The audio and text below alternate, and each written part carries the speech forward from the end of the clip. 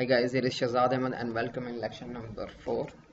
आज हम टेस्टिंग को आगे बढ़ाते हैं थोड़ा सा, ताकि आपको चीज़ें बेहतर अंदाज में समझ में आएँ कि कैसे वर्क कर रही हैं। पिछले लेक्चर में भी हमने देखा था, जैसे हमने फ़ाइल अटैच की थी तो हमारी फ़ाइल सक्सेसफुली अटैच हो गई थी। हमने एक अलर्ट करवाया था कि हमारी फ़ाइल वर्क कर रही है। तो अभी हम देखते हैं testing.html के नाम से हम testing.html के नाम से हम फाइल बनाते हैं एंड उसे सेव करते हैं। मेक श्योर jQuery का फोल्डर बना हुआ है मेरा एंड मैं उसे सेव करवाता हूँ। कोई नई चीज़ नहीं है, सारी चीज़ें वही हैं, सेम हैं। बॉडी के अंदर मैंने आपको बताया था कि हमने jQuery अटैच की हुई है। हम टेस्टिंग करके देखते हैं कि हमारी jQuery प्रॉपर वर्क कर रही है। एंड बॉडी हम h1 का टैग बनाते हैं, h1 क्लोज करते हैं। This is about testing and हम वापस जाते हैं testing.html के नाम से हमने जो अभी फाइल बनाई हुई है उसे हम रन करवाते हैं। आप देख सकते हैं कि हमारे पास एक हेडिंग बन के आ चुकी है। This is about testing. Okay, आपको पता है कि आप जब कोडिंग करते थे जावास्क्रिप्ट में तो ऑन क्लिक का एक फंक्शन होता था, याद तो होगा आपको। ओके, जब ऑन क्लिक का फंक्शन हो, जब उसके ऊपर क्लिक हो तो सिंपल हमें बताए कि वर्किंग।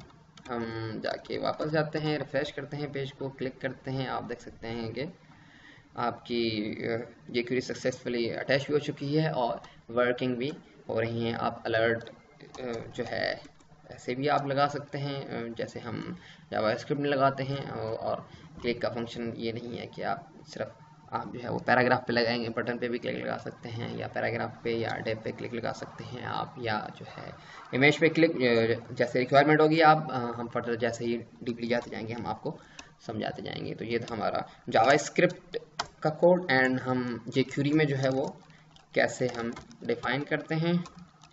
डॉट हम हाइड का फंक्शन यूज़ करते हैं। ओके, हम एंड सेव करते हैं, वापस जाते हैं, रिफ्रेश करते हैं पेज को एंड हम क्लिक करके देखते हैं कि हमारा कंटेंट गायब हो चुका है। वापस करते हैं रिफ्रेश पेज। आप जैसे ही क्लिक करेंगे तो आपका जो भी एलिमेंट होगा h1 है हमारा इनकेस, ठीक है। अभी हम देखते हैं कि हो क्या रहा है और ये jQuery वर्क कैसे कर रही है। आप देख सकते हैं कि आपने एक ऑन क्लिक पे रखा हुआ है। जैसे ही क्लिक हो तो $this डॉलर हमारा सिंटैक्स है एंड ब्रैकेट्स में हम सिलेक्टर बनाते हैं। करंट सिलेक्टर, जो भी हमारा करंट एलिमेंट होगा h1 का, उस पे जैसे ही क्लिक होगा, क्योंकि हमने यहाँ पे जो फंक्शन बनाया हुआ है वो ऑन क्लिक का बनाया हुआ है और आपको पता है कि ऐसे वर्क कर रहा है। और dot hide built in function है जो हमें jQuery प्रोवाइड कर रही है।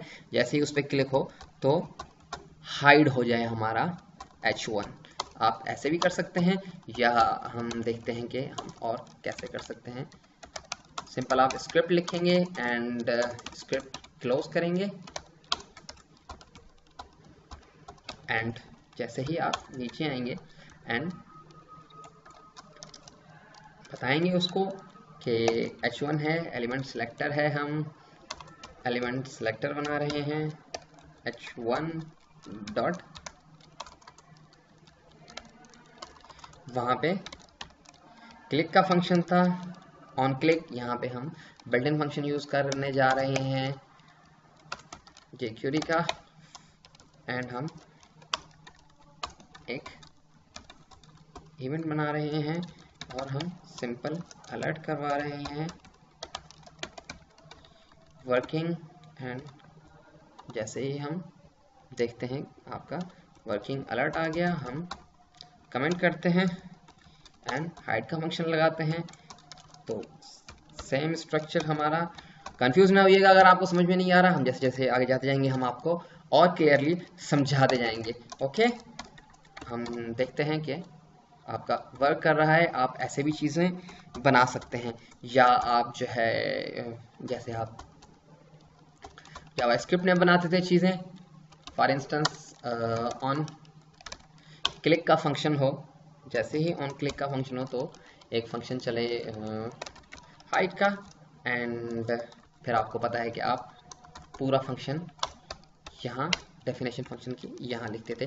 फॉर इंस्टेंस फंक्शन का नाम एंड डेफिनेशन हम अलर्ट करवाते हैं सिंपली।